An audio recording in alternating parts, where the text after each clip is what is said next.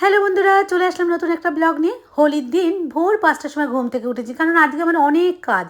ঘুম থেকে উঠে ঘর দোরগুলো মোছামুছি করে স্নান করে ঠাকুর ঘরে চলে এসেছি। কাল সন্ধেবেলায় পূর্ণিমা লেগেছে, তো পূর্ণিমার সিন্নি দিলাম, ঠাকুরের পায়ে আবির দিয়ে এসে দেখি সবাই ঘুমাচ্ছে। এই দেখো, এই দরজা বন্ধ, এই ঘরে এখন রাজ ঘুমায়। এখন চলে যাচ্ছে ডলের ঘরে।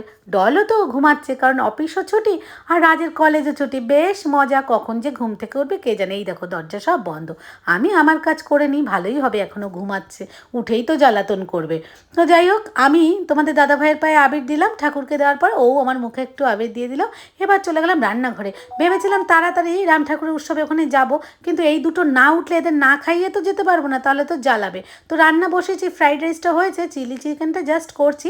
সেই সময়ই দেখো ঐশী উঠছি আর ভাই চলে আসলে রং মাখাতে।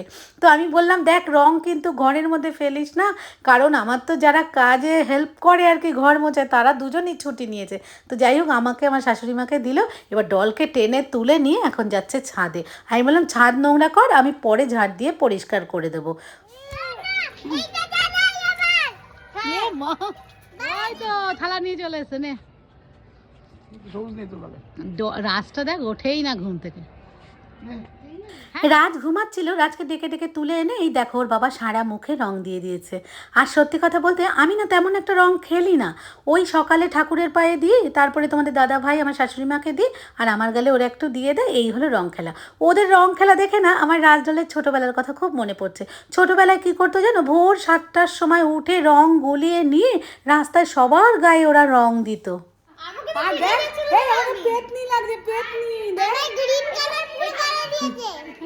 সাদা সাদা দাঁতে হাসছি, পুরো পেতনি লাগছে আমাকে। আমাদের বাড়ির মুখে রাস্তাটার সামনে দুই ভাই বোন রং গুলিয়ে নিয়ে দাঁড়িয়ে থাকতো। ওর বাপিকে শুধু টানতো, বাপি চলো, বাপি চলো বলে সবার গায়ে ওই জল রং ছুঁড়ে মারতো। দিন তো চলে গেছে, ওরা এখন বড় হয়ে গেছে। যাই হোক, ফ্রাইড রাইস চিলি চিকেন হওয়ার পরে ওদের বললাম খেতে, কিন্তু ওরা তো গায়ে রং মাখা খেলো না, সেই জন্যে কৌটোয় করে দিয়ে দিলাম, ওরা বাড়ি গিয়ে খাবে। আর কাঁডেলবাবু দেখো, ডল স্নান করিয়েছে আর সোপায় ঘষে ঘষে গাটা উনি মুছছে। তো কালকে তো আমার এসিটা এসেছিলো, আর আজকেই ওরা এসি ইনস্টল করতে চলে আসে। ডলকে বললাম, দেখ আজকে কাজের এত চাপ, বারণ কর না। ডল বললো, দেখো মা আমি তো চলে যাব, আর আমার এখান থেকেই বুক করে আবার আমাকে লাগবে কোনো কারণে, তুমি আজকেই করে নাও। কি আর করব, দেখো যাব ওইখানে রাম ঠাকুর উৎসবে, আমার আর এইবার তাড়াতাড়ি যাওয়াই হলো না। তো ওরা এসি লাগাতে এসছে, আমি এবার সমস্ত কিছু তো হয়েই গেছে। ডল বললো, তাহলে ফিশ ব্যাটার ফ্রাইটা গরম গরম না ভাজলে ভালো লাগবে না। তারপরে সমস্ত কিছু সাজিয়ে ওদের দিয়ে দিলাম খেতে, কারণ ওদের খাওয়া না হলে তো যেতে পারবো না। তোমাদের দাদাভাই কী সব উল্টোপাল্টা বাইরে খেয়েছে, সেই জন্য আর খেলো না, শুধু ফিশ ব্যাটার ফ্রাই একটা দিয়ে দিলাম। আর ওরা প্রায় 1.5 থেকে 2 ঘন্টা লাগলো এসি ইনস্টল করতে। করার পরে ওদেরকে ছেড়ে দিয়ে এইবার দুই ভাই বোন দেখো কি গল্প করছে। বললাম চল পিসির বাড়ি যাবো, বলে এখন যাব না, সন্ধেবেলায় যাব।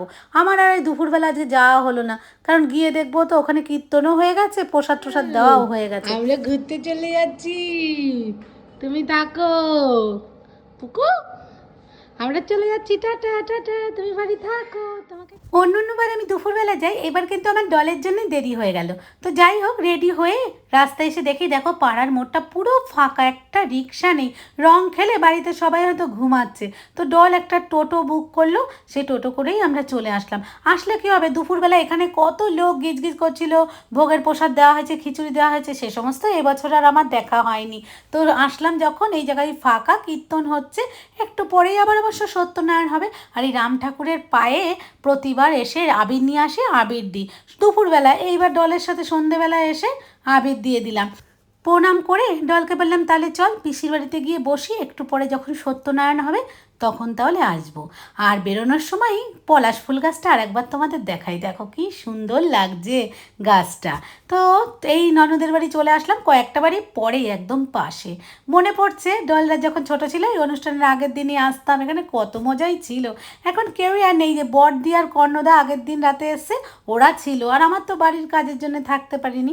আজ এই পলাশ ফুল গাছটা দেখালাম না, দেখো ছর্দি কত ফুল সাজি ভরে রেখেছে, কালকে পুজোতে দেবে। এই যে শিবুদা এখন আবার ওখানে যাচ্ছে, সত্যনারায়ণ হবে, আমরাও বেরোবো। ডল আইসক্রিম এনেছিল, সেই আইসক্রিমগুলোই খাওয়া হলো।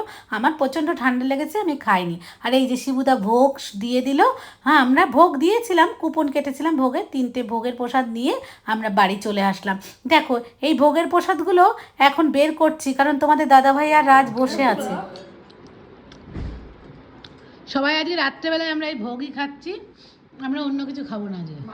আমি বলেছিলাম ফ্রাইড রাইস চিলি চিকেন দিতে আর ফিশ ব্যাটার তা তুই ফ্রাইড রাইস চিলি চিকেন খা, আমি তো বলছি না তুই ব্যাটার ফ্রাইটা ভেজে দিচ্ছি, ব্যাটার ফ্রাইটা তো ভাজতে টাইম। কাল রাতে তো ভোগ খেয়েই সবাই ঘুমিয়ে পড়েছিলাম, আর এই দেখো টিফিন বক্সে করে ফিশ ব্যাটার ফ্রাই মাখিয়ে ডলকে দিয়ে দিলাম, বাড়ি গিয়ে সরস্বতী দিদি দাদা আছে ওদেরকে দেবে, আর একটা ভোগের প্রসাদ দিয়ে দিলাম বাড়ি গিয়ে খাবে বলে। ডল চলে যাচ্ছে এখন সকালবেলা ঘুম থেকেই উঠেই, কেননা বাড়ি গিয়ে আবার ওকে অফিসে বসতে হবে, আর কাঁডেল সুযোগ খুঁজছিল, দেখো ডলকে দেখে ও ডলের সাথে যাবে, গেটের বাইরে বেরিয়ে এসছে, ডল আবার কোলে করে নিয়ে ভেতরে ঢুকিয়ে দিচ্ছে, ডল চলে যাচ্ছে, আবার ওর মন খারাপ শুরু হয়ে যাবে, ওকে রাখাই আমার মুশকিল হয়ে যাচ্ছে। তো আজকের মতো ব্লগটা এখানেই শেষ করছি, টাটা।